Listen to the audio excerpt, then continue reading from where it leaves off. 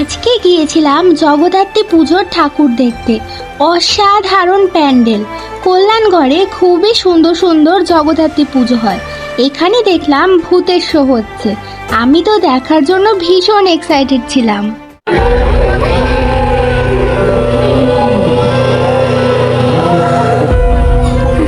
এই যে একজন আছে, এই যে ড্যান্সার মানুষ নাকি?